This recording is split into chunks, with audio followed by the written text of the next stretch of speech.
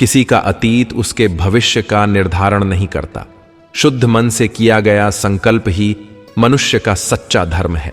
नमस्कार मित्रों, आज हम आपको एक महत्वपूर्ण ज्ञानवर्धक गौतम बुद्ध की मोटिवेशनल कहानी लेकर आया हूं, जो आपके जीवन में बहुत काम आएगी। दोस्तों, कहानी शुरू करने से पहले आप सभी से निवेदन है कि आप हमारे चैनल को सब्सक्राइब कर लें और वीडियो में एक प्यारा सा कमेंट जरूर कर दें। आइए कहानी को शुरू करते हैं। गंगा के किनारे बसा श्रावस्ती नगर समृद्धि और शांति का प्रतीक था। यहाँ एक सेठ रहता था, अनाथ पिंडिका। वह गौतम बुद्ध का परम भक्त था और उनके लिए एक भव्य विहार बनवा रहा था। पूरा नगर बुद्ध के आगमन की प्रतीक्षा कर रहा था। इसी नगर में एक स्त्री थी, सुलोचना। उसकी सुंदरता अपार थी, लेकिन चरित्र पर कलंक था। नगर के लोग उसे अपशकुनी और पतिता मानते थे। पुरुष उसकी ओर आकर्षित होते, लेकिन समाज उसे तिरस्कार की दृष्टि से देखता। स्त्रियां उससे ईर्ष्या करतीं और माता पिता अपनी बेटियों को उससे दूर रहने की सलाह देते। सुलोचना ने बचपन में ही अपने माता पिता को खो दिया था। गरीबी, भूख और समाज के अत्याचारों ने उसे इस राह पर धकेल दिया था। लेकिन उसके हृदय में एक जिज्ञासा थी, क्या मेरा कोई उद्धार नहीं हो सकता? क्या मैं पवित्र नहीं हो सकती? एक दिन नगर में यह समाचार फैला कि गौतम बुद्ध अपने शिष्यों के साथ आ रहे हैं। चारों ओर हर्ष की लहर दौड़ गई। बड़े बड़े सेठों और राजाओं ने उनके दर्शन की तैयारी शुरू कर दी। सुलोचना को भी यह सुनकर जिज्ञासा हुई। उसने सोचा, क्या बुद्ध भी मुझे पतिता मानेंगे? क्या वे भी मुझे तिरस्कार की दृष्टि से देखेंगे? मन में हजारों सवाल लिए वह विहार की ओर चल पड़ी। किंतु जैसे ही वह वहां पहुंची, कुछ लोगों ने उसे रोक दिया। तू यहां क्यों आई है? यह स्थान पवित्र है, तेरे जैसी अपवित्र स्त्री के लिए नहीं। सुलोचना का हृदय टूट गया, लेकिन उसने हार नहीं मानी। वह चुपचाप एक कोने में खड़ी हो गई, जहां से वह बुद्ध को देख सकती थी। गौतम बुद्ध शांत भाव से अपने शिष्यों के साथ बैठे थे। उनके चेहरे पर दिव्य तेज था। जब उनका प्रवचन समाप्त हुआ तो लोगों की भीड़ उनसे आशीर्वाद लेने लगी। सुलोचना ने भी साहस बटोरकर आगे कदम बढ़ाया, लेकिन नगर के लोग फिर आड़े आ गए। हे भगवान, यह स्त्री बुद्ध के चरणों में कैसे जा सकती है? बुद्ध ने धीरे से आंखें खोलीं और सुलोचना को देखा। उनकी दृष्टि करुणा से भरी थी। वे बोले, क्या कोई मनुष्य इतना पतित हो सकता है कि उसका उद्धार न हो? लोग चुप हो गए। बुद्ध ने सुलोचना से कहा, आओ बेटी, मेरे पास आओ। सुलोचना आश्चर्यचकित रह गई। ऐसा स्वागत उसे पहले कभी नहीं मिला था। बुद्ध ने सुलोचना से पूछा, बेटी, लोग तुझे पतिता कहते हैं, तू खुद को क्या मानती है? सुलोचना ने सिर झुका लिया और धीरे से बोली, स्वामी, मैं सच में पतिता हूं। समाज ने मुझे ठुकरा दिया है। कोई मुझे अपनी बहन, पुत्री या पत्नी के रूप में स्वीकार नहीं करता। मेरा जीवन ही अंधकार है। बुद्ध मुस्कुराए और बोले, बेटी, यदि एक गंदे पात्र को बार बार धोया जाए तो क्या वह शुद्ध नहीं हो सकता? सुलोचना ने चकित होकर उत्तर दिया, बिल्कुल हो सकता है प्रभु। तो फिर तू क्यों नहीं? बुद्ध ने गंभीर स्वर में पूछा। सुलोचना स्तब्ध रह गई। बुद्ध ने एक कथा सुनाई। एक बार एक राजा ने अपने बगीचे में एक बीज बोया। वह बीज गंदगी से भरे स्थान पर गिरा, लेकिन कुछ समय बाद उसने अंकुर फोड़ा, धीरे धीरे बड़ा हुआ और एक सुंदर वृक्ष बन गया। उस वृक्ष की छाया में लोग विश्राम करने लगे और उसकी मीठी फलों से संतुष्ट हो गए। बेटी, तू भी वही बीज है। यदि तू चाहे तो इस संसार को शुद्धता और ज्ञान का फल दे सकती है। तुझे अपने अतीत को छोड़कर नया जीवन अपनाना होगा। सुलोचना की आंखों में आंसू आ गए। वह रोते हुए बुद्ध के चरणों में गिर पड़ी। हे तात, क्या मैं भी मोक्ष प्राप्त कर सकती हूं? बुद्ध बोले, मनुष्य का जन्म उसके कर्मों के कारण होता है, लेकिन उसका भविष्य उसके संकल्प से बनता है। यदि तू सच्चे हृदय से परिवर्तन चाहती है तो तेरा भी उद्धार हो सकता है। यह सुनकर सुलोचना ने निश्चय किया कि वह नया जीवन शुरू करेगी।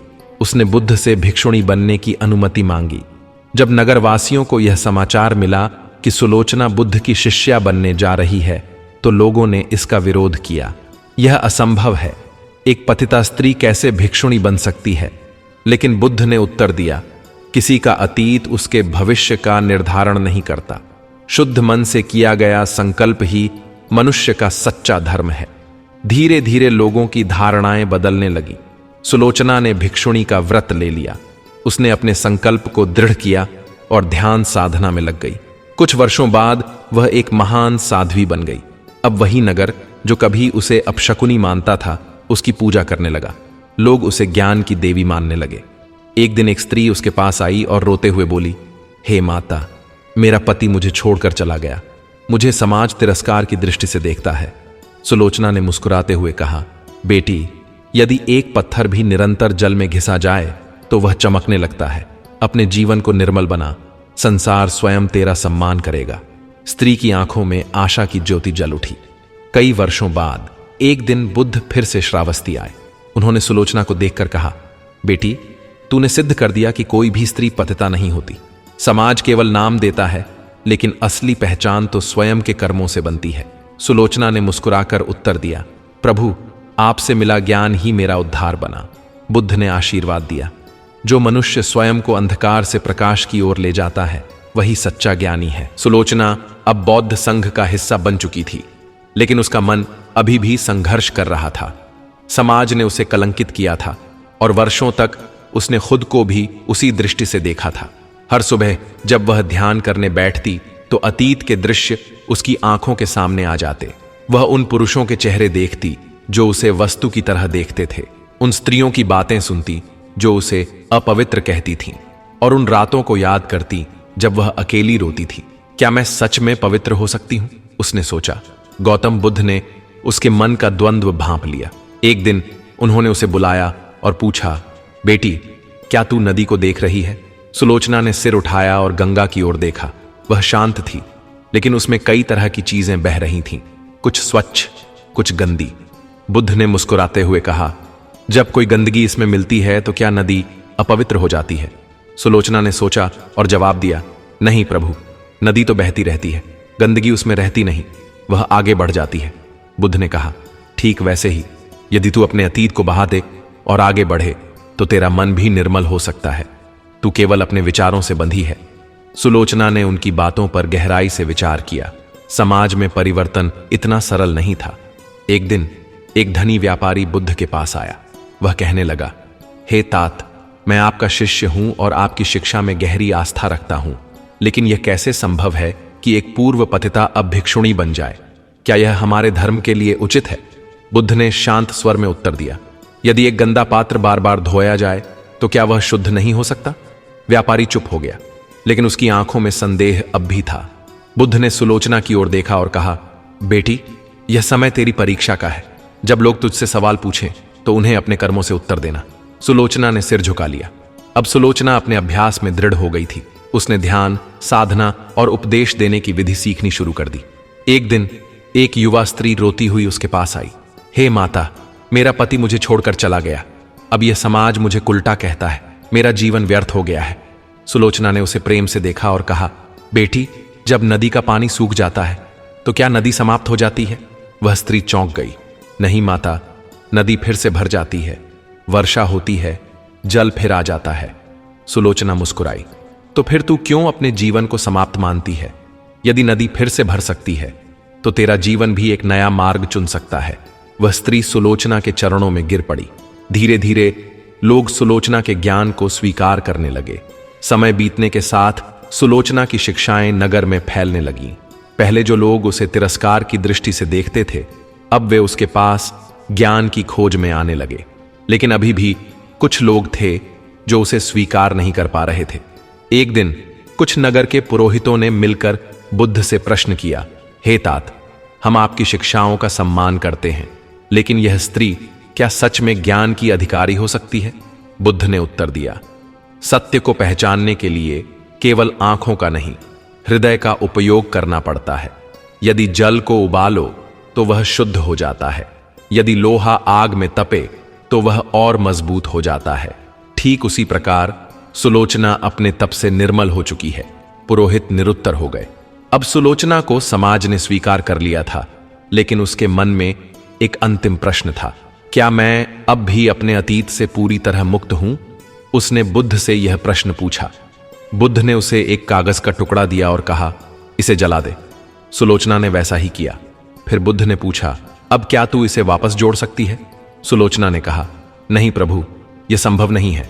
बुद्ध ने मुस्कुराकर कहा, यही तेरे अतीत की सच्चाई है। वह जल चुका है, अब तू एक नई रचना है। सुलोचना की आंखों में ज्ञान का प्रकाश आ गया। अब सुलोचना केवल एक भिक्षुणी नहीं थी, वह बुद्ध की प्रमुख शिष्याओं में से एक बन चुकी थी। उसके उपदेशों से कई स्त्रियों को नया जीवन मिला, लेकिन उसके जीवन की यात्रा अभी समाप्त नहीं हुई थी। सुलोचना अब न केवल एक भिक्षुणी थी, बल्कि कई शिष्याओं की मार्गदर्शक भी बन चुकी थी। लेकिन उसके मन में एक अंतिम भय अभी भी छिपा हुआ था। क्या यह समाज सच में मुझे स्वीकार कर चुका है, या यह सब केवल दिखावा है? उसने बुद्ध से यह प्रश्न किया। बुद्ध ने मुस्कुराते हुए कहा, बेटी, तुझे अपने उत्तर स्वयं खोजने होंगे। सत्य बाहर नहीं, भीतर होता है। बुद्ध के ये शब्द सुलोचना के मन में गूंजने लगे। उसने निश्चय किया कि वह स्वयं इसका उत्तर खोजेगी। एक दिन सुलोचना ध्यान में बैठी थी, जब अचानक एक परिचित आवाज सुनाई दी। तो अब तू साध्वी बन गई है सुलोचना। उसने आंखें खोली। उसके सामने वही व्यक्ति खड़ा था जिसने कभी उसका सबसे अधिक अपमान किया था। नगर का एक प्रभावशाली पुरुष जो कभी उसे नीच कहकर दुत्कारता था। क्या तू सच में सोचती है कि कुछ श्लोक पढ़ लेने और भगवा वस्त्र पहन लेने से तू पवित्र हो गई? उसने व्यंग्य से कहा। सुलोचना ने उसकी ओर देखा। पहले होती तो शायद यह सुनकर रो देती, लेकिन अब उसके भीतर कुछ बदल चुका था। उसने शांत स्वर में उत्तर दिया, यदि एक गंदा पात्र धोकर साफ किया जा सकता है, तो क्या मनुष्य भी शुद्ध नहीं हो सकता? वह व्यक्ति एक पल के लिए चुप रह गया, लेकिन फिर भी व्यंग्य भरी हंसी हंसकर चला गया। सुलोचना ने गहरी सांस ली। उसने सोचा, क्या सच में मैं अपने अतीत से मुक्त हो पाई हूं? कुछ समय बाद गौतम बुद्ध के आश्रम में नगर के कुछ प्रतिष्ठित लोग आए। वे बुद्ध से बोले, हे तात, आपकी शिक्षाएं महान हैं, लेकिन क्या यह उचित है कि एक स्त्री जो कभी चरित्रहीन थी अब हमारी गुरु बने? बुद्ध ने उत्तर दिया, यदि एक नदी में कोई अपशिष्ट डाल दे तो क्या वह नदी हमेशा के लिए अपवित्र हो जाती है? नगरवासियों ने कहा, नहीं, यदि वह बहती रहे तो जल शुद्ध हो जाता है। बुद्ध मुस्कुराए, तो फिर मनुष्य क्यों नहीं? नगरवासियों के पास कोई उत्तर नहीं था, लेकिन कुछ लोगों के मन में अभी भी संदेह था। उन्होंने तय किया कि वे सुलोचना की परीक्षा लेंगे। अगले दिन नगर के कुछ लोग सुलोचना के पास आए और बोले, हे माता, यदि आप सच में पवित्र हो गई हैं तो हमें ज्ञान का उपदेश दीजिए। सुलोचना ने सहमति दी। नगर के लोग उसे घेर कर बैठ गए। वे सोच रहे थे कि शायद सुलोचना हकलाएगी, शायद डर जाएगी, या शायद उसे उत्तर ही न मिलेगा। लेकिन सुलोचना ने अपनी आंखें बंद की, गहरी सांस ली और बोलना शुरू किया। मनुष्य का मूल्य उसके कर्मों से होता है, न कि उसके अतीत से। यदि कोई अपने पथ को बदल ले तो क्या उसे हमेशा के लिए उसी दृष्टि से देखा जाना चाहिए? सत्य यह है कि परिवर्तन ही जीवन का नियम है। सभी लोग ध्यान से सुन रहे थे। फिर एक व्यक्ति खड़ा हुआ और बोला, परिवर्तन की बात तो ठीक है, लेकिन क्या यह समाज तुम्हें स्वीकार कर पाएगा? सुलोचना ने उत्तर दिया, समाज वही देखता है जो उसे दिखाया जाता है। यदि मैं स्वयं को तुच्छ समझूंगी तो समाज भी मुझे वैसे ही देखेगा, लेकिन यदि मैं स्वयं को एक नई दिशा में ले जाऊं तो धीरे धीरे समाज भी वही मानेगा। नगरवासियों को अब समझ आ रहा था कि सुलोचना केवल शब्द नहीं बोल रही थी, वह अपने जीवन के अनुभव को जी रही थी। उस रात सुलोचना ध्यान में बैठी थी। उसे पहली बार लगा कि अब उसे समाज की स्वीकृति की आवश्यकता नहीं है। क्या यह समाज मुझे स्वीकार करता है या नहीं, यह अब मेरे लिए मायने नहीं रखता। मैंने स्वयं को स्वीकार कर लिया है और यही सबसे बड़ी जीत है। गौतम बुद्ध ने दूर से उसे देखा और हल्की मुस्कान दी। सुलोचना के भीतर अब कोई भय नहीं बचा था। उसने न केवल समाज को बल्कि स्वयं को भी स्वीकार कर लिया था। वह अब पहले की तरह सिर्फ एक भिक्षुणी नहीं थी, बल्कि एक मार्गदर्शक बन चुकी थी। एक दिन जब वह अपने शिष्यों को शिक्षा दे रही थी, तभी एक वृद्ध स्त्री वहां आई। उसकी आंखों में आंसू थे। मां, मेरी बेटी को भी अपने शरण में ले लीजिए। सुलोचना ने ध्यान से उस वृद्ध स्त्री को देखा। उसके पीछे एक युवती खड़ी थी जिसके चेहरे पर संकोच और भय था। क्या तुम सच में मेरे मार्ग को अपनाना चाहती हो? सुलोचना ने पूछा। युवती ने सिर झुका दिया। मैं समाज से डरती हूं। सुलोचना मुस्कुराई। जिस दिन तुम अपने मन का डर हटा दोगी, समाज भी तुम्हें स्वीकार कर लेगा। युवती ने सुलोचना की ओर देखा। उसके भीतर एक नया विश्वास जाग उठा। सुलोचना के बढ़ते प्रभाव से कुछ लोग नाखुश थे। समाज में अभी भी ऐसे लोग थे जो यह नहीं चाहते थे कि एक पूर्व पतिता स्त्री को इतनी प्रतिष्ठा मिले। नगर के कुछ प्रभावशाली लोगों ने मिलकर राजा के पास शिकायत की। राजन, यदि यह औरत यूं ही लोगों को भिक्षुणी बना लेगी तो समाज का संतुलन बिगड़ जाएगा। राजा ने कुछ देर सोचा और फिर अपने सेनापति को बुलाया। जाओ और देखो कि यह सुलोचना सच में क्या कर रही है। अगले दिन जब सुलोचना अपने शिष्यों को शिक्षा दे रही थी, तभी कुछ सैनिक वहां आए। राजा ने आपको दरबार में बुलाया है। सुलोचना ने शांत भाव से उत्तर दिया, मैं एक साधारण भिक्षुणी हूं। राजा को यदि कुछ पूछना है तो वह स्वयं आ सकते हैं। सैनिक चौंक गए। क्या तुम राजा का आदेश ठुकरा रही हो? राजा एक मनुष्य हैं और मैं भी। यदि उन्हें मुझसे कोई प्रश्न करना है तो वे यहां आ सकते हैं। सैनिकों ने जाकर राजा को यह बात बताई। राजा कुछ देर तक सोचते रहे और फिर बोले, यदि यह स्त्री सच में इतनी निडर है तो हमें स्वयं उससे मिलना चाहिए। राजा गौतम बुद्ध के आश्रम पहुंचे। वहां उन्होंने सुलोचना को शांत भाव से बैठे देखा। क्या तुम सच में यह मानती हो कि समाज तुम्हें पूरी तरह स्वीकार कर लेगा? राजा ने पूछा। सुलोचना ने उत्तर दिया, राजन, समाज वही मानता है जो उसे सिखाया जाता है। यदि कोई परिवर्तन लाना हो तो पहले लोगों को सत्य बताना होगा। राजा सोच में पड़ गए। उन्होंने देखा कि वहां कई स्त्रियां और युवक बैठे थे जो सुलोचना की शिक्षाओं को ध्यान से सुन रहे थे। तुम सच में समाज को बदलना चाहती हो? सुलोचना ने मुस्कुराते हुए कहा, राजन, परिवर्तन तो हो ही चुका है। अब यह आप पर निर्भर करता है कि आप उसे स्वीकार करते हैं या नहीं। राजा ने गहरी सांस ली। वे कुछ देर तक चुप रहे और फिर बोले, हम देखना चाहेंगे कि तुम्हारी शिक्षाएं कितनी प्रभावशाली हैं। सुलोचना ने सिर झुका दिया। समय ही इसका उत्तर देगा राजन। अब सुलोचना का नाम और दूर दूर तक फैलने लगा था। लोग उसे देखने और सुनने आने लगे, लेकिन इसके साथ ही विरोध करने वालों की संख्या भी बढ़ने लगी। कुछ लोगों ने षड्यंत्र रचकर सुलोचना को बदनाम करने की योजना बनाई। यदि हम उसे झूठे आरोप में फंसा दें तो लोग उस पर विश्वास करना बंद कर देंगे।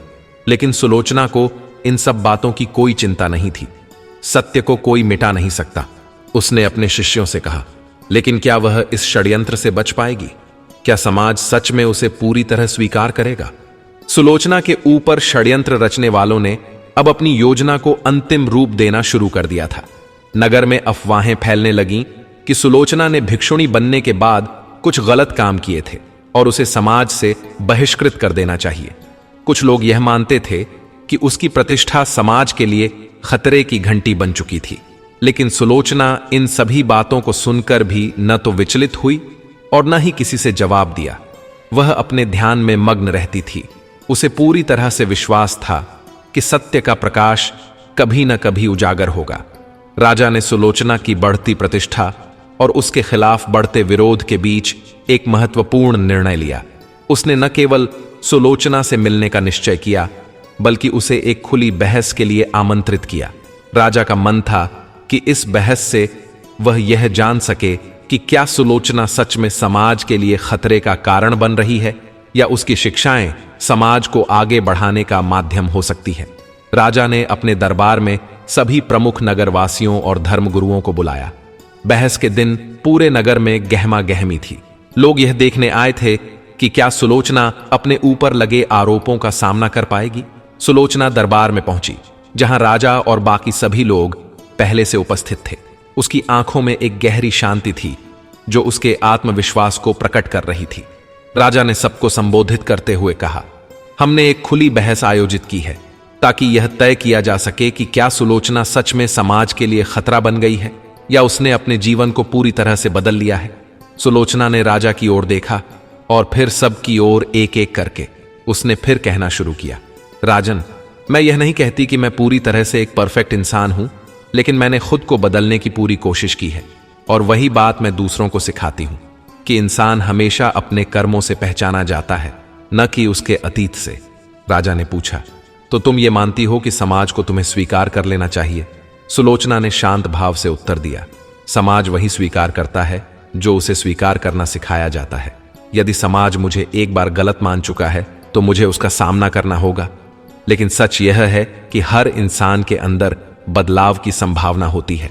बहस के दौरान कई लोग उठकर सुलोचना का विरोध करने लगे, लेकिन सुलोचना ने बिना किसी घबराहट के अपने शब्दों से उनका जवाब दिया।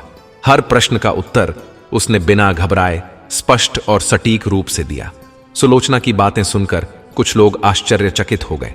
राजा ने चुपचाप सब कुछ सुना और फिर वह बोल पड़ा, सुलोचना, तुमने हमें एक नया दृष्टिकोण दिया है। क्या तुम्हें लगता है कि समाज तुम्हें पूरी तरह से स्वीकार कर लेगा? सुलोचना ने उत्तर दिया, राजन, अगर हम किसी बदलाव को सच्चाई के साथ पेश करें तो समाज उसे धीरे धीरे स्वीकार कर ही लेता है। राजा को अब स्पष्ट हो गया था कि सुलोचना केवल एक भिक्षुणी नहीं, बल्कि एक ऐसी स्त्री थी जो अपने जीवन के सत्य को पूरी तरह से जीती थी। वह कोई खतरा नहीं, बल्कि एक प्रेरणा थी। राजा ने अपना निर्णय सुनाया, मैं यह मानता हूं कि सुलोचना ने समाज के लिए जो योगदान दिया है वह अनमोल है। हम उसे पूरी तरह से स्वीकार करते हैं और उसकी शिक्षाओं को मान्यता देते हैं। इसके बाद नगर में एक बड़ा बदलाव आया।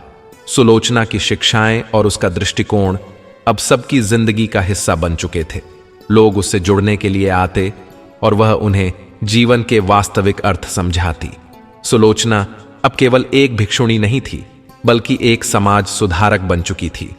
लोग उसकी बातों को ध्यान से सुनते थे और उसके साथ चलने लगे थे। उसने यह साबित कर दिया कि कोई भी व्यक्ति, चाहे उसका अतीत कैसा भी हो, अगर वह अपने कर्मों से सुधरता है तो उसे पूरी दुनिया स्वीकार करती है। राजा भी उसकी शिक्षाओं से प्रभावित हुआ और उसने सुलोचना को नगर के शिक्षा विभाग का प्रमुख बना दिया। यह न केवल सुलोचना की व्यक्तिगत विजय थी, बल्कि पूरे समाज की भी जीत थी। कुछ समय बाद सुलोचना के जीवन में शांति का दौर आया। वह अब अपने मार्गदर्शन से और अधिक लोगों की मदद कर रही थी। नगर में उसकी प्रतिष्ठा हर दिन बढ़ती जा रही थी। एक दिन जब सुलोचना ध्यान में बैठी थी, उसके पास गौतम बुद्ध आए। वह सुलोचना के पास बैठे और कुछ देर तक चुप रहे। गौतम बुद्ध ने फिर कहा, तुमने जो संघर्ष किया वह केवल तुम्हारा नहीं था, वह समाज के लिए भी था। तुमने अपने सत्य को जीने का साहस दिखाया। सुलोचना ने गहरी सांस ली और फिर उत्तर दिया, मैंने केवल अपनी आत्मा की आवाज सुनी थी गुरुदेव। यही सत्य था और यही मेरे मार्ग का सबसे महत्वपूर्ण हिस्सा था। गौतम बुद्ध मुस्कुराए और कहा, तुमने अपने जीवन में जो पाया वही सबसे बड़ा पुरस्कार है, आध्यात्मिक शांति। सुलोचना ने अपनी आंखें बंद की और अपने भीतर की शांति को महसूस किया। उसे अब कोई डर नहीं था, क्योंकि उसने अपने सत्य को पहचान लिया था और उसे जी लिया था।